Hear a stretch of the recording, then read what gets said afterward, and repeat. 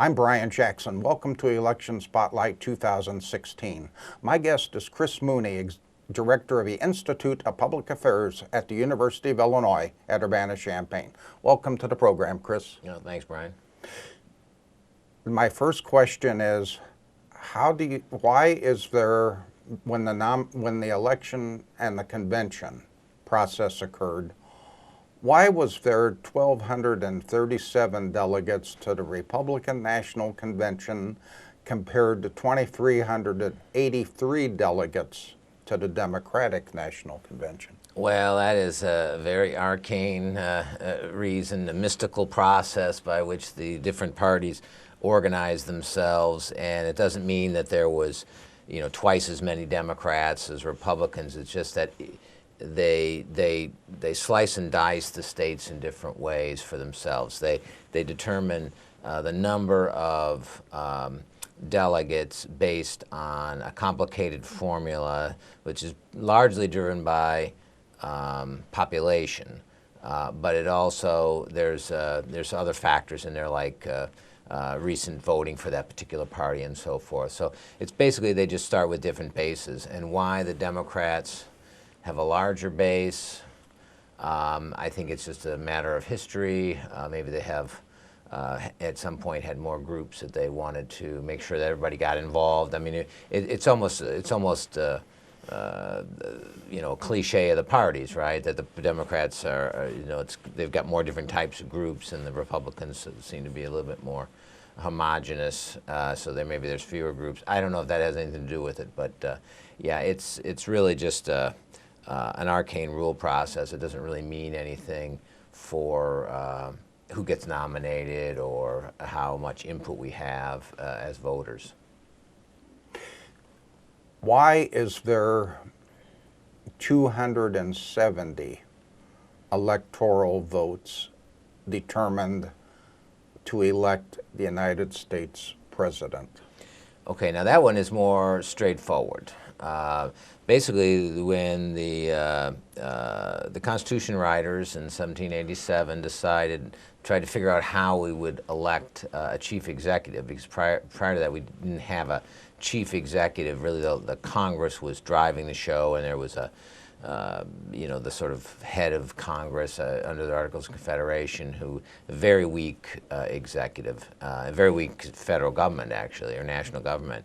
So when they came up with the Constitution, there was a lot of issues that they had to resolve, because basically what they were doing is taking a series of 13 largely independent entities and try to figure out how they can merge them together. And that was a big issue. That was the big issue of the Constitution, I think, along with this balance and power and so forth among the branches. But one of the issues among the 13 had to do with, do we get representation? Do the states get representation, or is it the voters that get representation? And so the small states, like Delaware and Rhode Island and whatnot, or the least populous states in those, they wanted to have equal say in determining not only the president's race, but also in Congress. There was a compromise done there too, because they said, well, we're a state, Virginia's a state, New York's a state. Why should Virginia and New York be any different? It's just like at the United Nations. The United States is a state. Yemen is a state. Is a country. Yemen is a country. Liechtenstein is a country. Russia is a country. They're all equal, right, in that sort of theoretical sense. On the other hand, the larger states like New York and Virginia said, wait a minute. Why should this tiny little state over here with very few people in it have the same influence as our state with lots and lots of people? That seems unfair. So there was a lot of debate about that, and in Congress, the way they resolved that is with the bicameral legislature that we have today, where you've got the House of Representatives, which is where seats are distributed on population basis. So Delaware has 1 member. California has, I think, 39 right now, so it's population proportional. But then they also have the U.S. Senate, and the U.S. Senate representation is based on the per state. So every state gets 2 members of the Senate. So Delaware has 2 senators, California has 2 senators, and so it's a different way of representing the public. One is based on population, one is based on state sovereignty, and that was a compromise in the Constitutional Convention for Congress. But then that also passed through to affect the presidential election, because then the Constitution writers in that period, people were very skeptical about democracy. Democracy really, in some sense, had a bad name. It was mob rule, and so they were very, they were elites, they were educated, they were wealthy. Even though they had this concept of democracy, it wasn't what we think of really as democracy to a large extent. Some of them did, but they were more of the radical ones. And so the question was, how do we select the chief executive? Now, we could have just done it as, one might think if we were designing this process today, by just everybody votes, and whoever gets the most votes wins. But as a way of buffering the selection of chief executive from, the rabble of the crowd, they set up a system where the voters elect electors, as they're called, and then those electors actually elect the president. And every state, the electors were given out to the states on a basis of their congressional delegation. So however many House members plus 2 for Senate, that's how many electors every state gets. And there was a time very early on when electors might have actually imposed their own judgment on who's going to be the president. But basically, from very early, it just became a referendum that whoever won the state won all of those electors, and the electors were just sort of functionaries that went in and cast the votes as determined by whoever won the state. But that's still, what that did was create a sort of lumpy system. So if a person won, half the states by 1 vote each, but lost all the other ones by 100%, they could still win the presidency, and even they might lose the popular vote, as we call it, the total number of votes, because the game in the presidential race is to win enough electoral votes to have a majority, and that's where 270 comes from, because 270 electoral votes is a majority of the total number of electoral votes, and the total number of electoral votes is the size of the House of Representatives plus 100. And that's why we have that today, and that's why we see things like in 2000, where Al Gore actually won more votes than George W. Bush, but he lost because the votes were in the wrong place. He won big in some states and lost closely in others, and that led to this kind of anomaly. And it happens from time to time. It happened in the 19th century with Rutherford Hayes and Sam Tilden, and there's some other weird anomalies, but mostly it plays itself out as one might expect.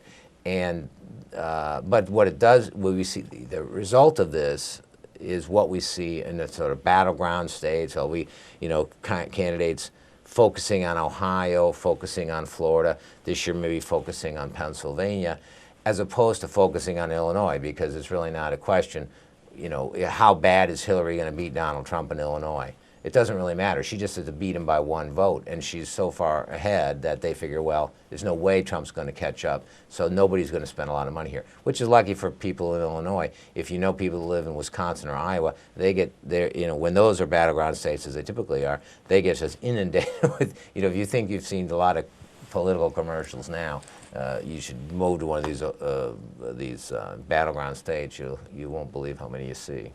Mm-hmm.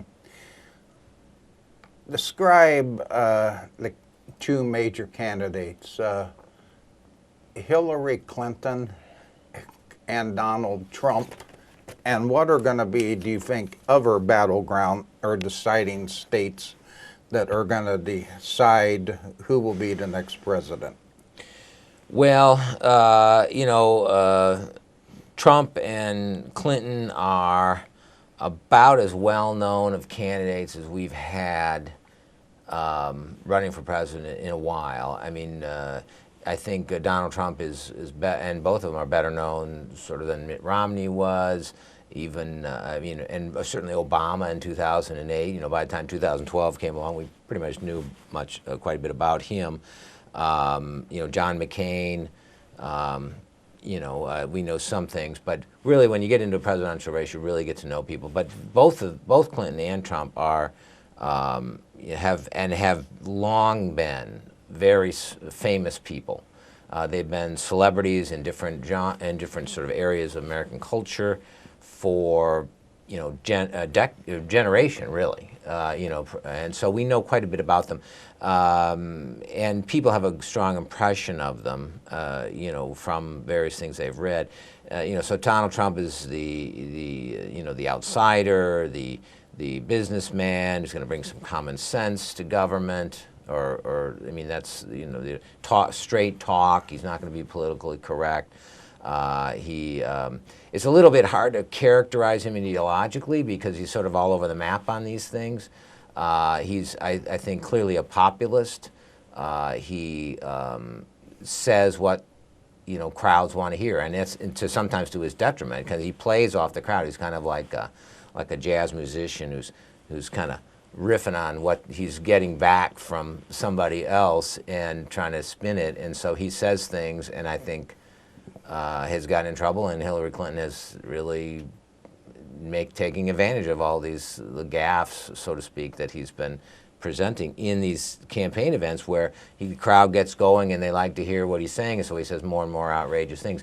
And being that he comes from at least a good portion of his career in recent years has involved reality TV. That's that's very reflective of that sort of world where outrageousness appeals. You know, that's where you get ratings. You want to be outrageous. Shock jock kind of stuff. And so that's been good for him, especially in the primary. It's gotten him attention. It gives him big crowds. I think it's a double-edged sword because then. As we've all seen on if you watch any TV at all, especially at the news hour, you'll be seeing Clinton campaign commercials. You know, just one Donald Trump clip after another saying something offensive to different groups. I think it's probably pretty effective for the Clinton campaign.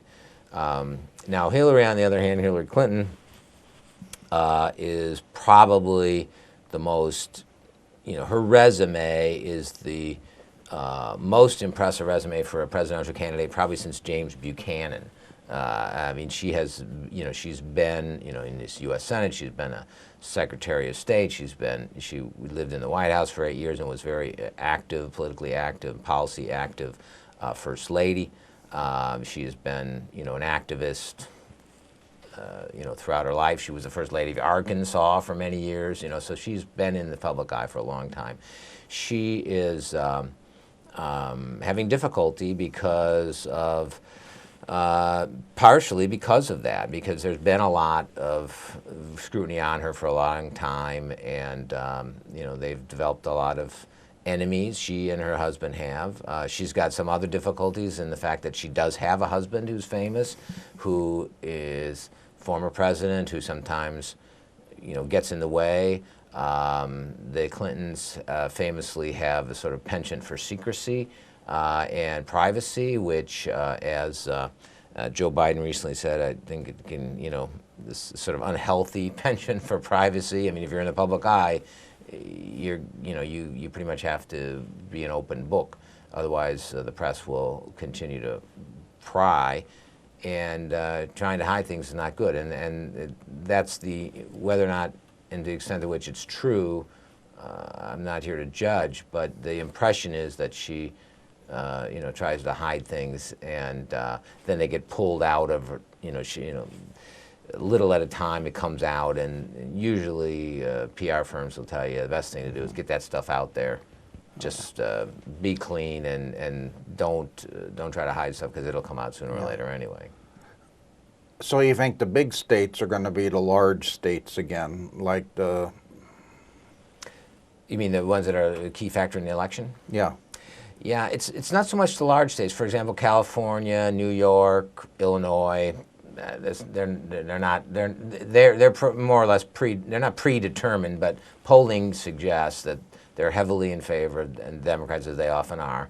And in this case, Donald Trump really is sort of outdistanced in those states. So it's not the size of the state that makes it a battleground state. It's how close the election is in the state. And so, yeah, Florida's a big state, one of the biggest states, but it is a battleground state because it is close, and the Democrats or the Republicans go either way. I mean, the classic example with Florida, of course, was in 2000, where Al Gore lost by 535 votes or whatever it was after a month of recounting, we all remember. Pennsylvania is another big state. That one is less close. It hasn't gone for a Republican, I think, since George H.W. Bush in 1988, as I recall. And but the idea is that maybe the Republicans can win there this year. I think Trump is still back. Last poll I saw, he's sort of 8 points back or something. But so that one is sort of it's not really on the margin. Ohio, the ones that are really on the margin, sort of Ohio, Florida, Iowa, small state. It's possible that Wisconsin and Michigan may get involved. Those are polling now pretty strongly for Clinton, like Pennsylvania. But if it starts, starts moving up as things change, and a lot is going to depend on the debates coming up soon. Then those might get get more into the mix too. Other states like New Hampshire, again, very small state, but it's close. So they've got 4 electoral votes, I think, but that may be the difference. Why did Trump choose Governor Tom Pence from Indiana, and why did Clinton choose Senator Tim Kaine from Virginia? Well, the VP pick is always very consequential or a fraught kind of decision for a presidential candidate. It's a kind of a weird thing because it's a completely unilateral decision on the part of the candidate, right? The nominee, they go through the primary, they have to go out and get votes, and then they just appoint basically whoever they want for the vice president. For example, in most states, the lieutenant governor either is elected totally independently, like we used to do here, or they are elected in a team through the primary, like we do now. So it's a little bit of an odd way of selecting the number 2 person in the country. So it's interesting to see how that process plays out. I mean, in the end, the impact of those choices are probably not huge. They always say the first thing with a vice presidential pick is that you want to make sure they don't hurt you. It's kind of like the Hippocratic Oath: first, do no harm. Don't pick somebody like a Thomas Eagleton, who George McGovern picked in 1972, who had to quit the ticket because he had, now we look back on this and it seems archaic, but he had been to a mental, had psychiatric counseling, and that was seen as disqualifying him in those days. What if, Dan Quayle, George H.W. Bush picks him in 88. It didn't kill his chances, but he was a bit of an albatross, I think, for Bush. Now Pence and Kaine provide something for, I should say one of the key things, and I think your question gets to this, that's important about these VP picks, is not so much is that vice president going to win votes or not, but it tells you something about the thought processes of the presidential candidate and where their priorities and so forth are. Tom Pence, as governor of Indiana, he brings to the ticket, governmental experience, executive governmental experience that Donald Trump does not have. He is he's a Christian right guy. He's definitely movement conservative. And that it's a fair chunk of the Republican Party, a little growing chunk of the Republican Party percentage-wise, and they've been a little bit suspicious about Donald Trump, right? Because he's not evangelical. He's a lavish lifestyle from New York. I mean, it's not exactly small town Pentecostal or a Baptist or something like that. So they've been and he also he defeated in sound fashion and also in fairly painful fashion. I think the great loves of the conservative movement, like a Ted Cruz, like a Rubio. So getting Pence on board, I think, was a sop to that right wing of the Republican Party. He also was fairly limited in whom he could pick, because a lot of candidates, or potential candidates, at least we hear, didn't want to run with him. And so, finding a person that would actually agree to run with him was part of it. On the Clinton side, her pick of Tim Kaine, again, he's had executive experience, been a governor, he's in the Senate, he's got a long resume, was a mayor.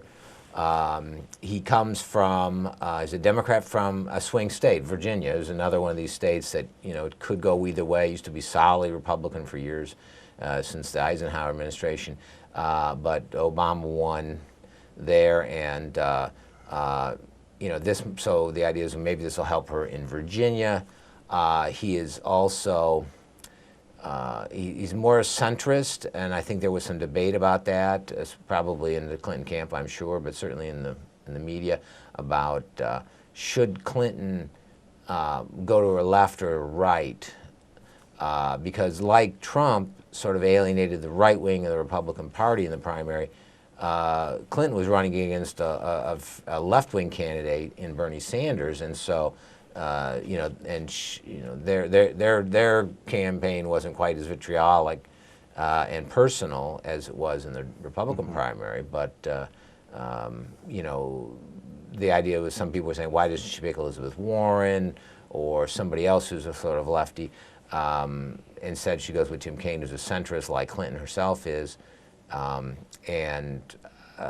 Why she went that direction and another, I don't know. It's probably just a strategic choice. I thought this is the best way to win in the general election. We're going to get to a four-part question right now. Uh-oh. How do you analyze the U.S. Senate race between Mark Kirk and Tammy Duckworth? Part two, the state Senate race between Scott Bennett and Mike Madigan. And if David Gill gets on the ballot in the U.S. Congressional race, who will it affect, Rodney Davis or Bill Wolklin? And my fourth question is how are the issues, what are the issues, how are the issues, and why are they so big? Well, okay, let's walk through these races one at a time, and then we'll get to the more existential question you raised at the end there. Duckworth and Kirk. Mark Kirk is seen by various national press and pundits and people who rank these things as the most endangered Republican running for re-election this year. He ran and won in 2010, which, as your viewers may recall, was a sort of Tea Party election. There was, people were mad as hell and not going to take it anymore. It was after the summer of the Obama care hearings that went very badly in many places in the country. So there was this sort of, his Tea Party was on the ascendancy. It was really the peak of that movement in 2010. So Mark Kirk was a beneficiary of that. In non-presidential years, Democrats in Illinois especially, tend to turn out in lower numbers than, percentage-wise in lower numbers. So this is than Democrats do, and this is largely demographics of the state are it's a predominantly Democratic state, not overwhelmingly, but certainly the majority of the total voters, and if you look at the demographics and how things vote when you get a lot of people voting, it's a Democratic state. But he managed to overcome that because he's a moderate Republican, and that helps in this state. He was running in this, he rode the wave. He rode the Tea Party wave, and he got in. Now he's got to run in a presidential year when more Democrats are going to turn out. Plus, Donald Trump doesn't poll very well, so he's got that albatross around, saying not only is he just running, not only is Trump just a Republican, but he's a Republican that's particularly disliked in the state. He's got that on top of his ticket. He's trying to figure out how to get around that. He says he's not going to vote for Trump, and he's kind of gone around on that a little bit. So he's in trouble. But the polling is surprisingly tight because Tammy Duckworth has turned out to be not the greatest candidate ever seen. She may be I'm sure she's a wonderful person, and probably, she may be a great legislator, but as a candidate, she's not that great. She's not burning up the place. She's not getting a lot of love. And so it's really kind of a dreary campaign. Neither one of them have a lot of positives to say. There's a lot of negatives. In some ways, it's reflective of the presidential campaign. So we're going to see a lot of negativity there. We've already seen some of it. I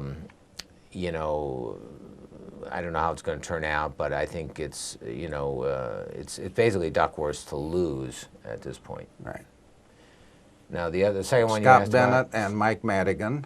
Okay, well, Scott Bennett and Mike Madigan. The most interesting thing about this race is the fact that the Republican challenger to the incumbent Democrat, Scott Bennett, is named Mike Madigan, whose name is anathema to Republicans around the state, and the current governor has been making that pitch constantly. But as it turns out, it's not the same Mike Madigan.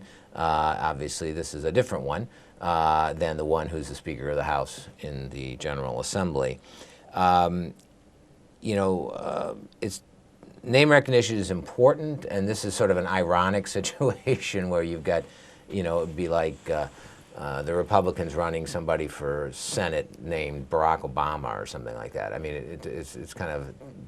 And now, I don't know how this is going to turn out. I mean, I do know that this Senate district was drawn largely to favor Democrats. And this is probably going to be a Democratic year in the state of Illinois. Whether or not, Hillary wins, I think she's going to do well here. Mm-hmm. And when you're talking about legislative races, they're down ticket. People don't know much about them. They don't, I hate to say that to those that are working hard on the campaigns because they know everything about them, but really the average voter doesn't know a lot about the state. They don't know what the state legislature does, and they don't know about these candidates. So largely it's driven by sort of party identification and not the individual candidates. Who would Gil, if he gets on the ballot, as of this taping, he has appealed, he is not on the ballot. Right. He has appealed to the state Supreme Court. Will he hurt the candidacy of Bill Walkland, or will he hurt the candidacy of Rodney Davis? That's a tough question on third-party candidates, that comes up from time to time in various races.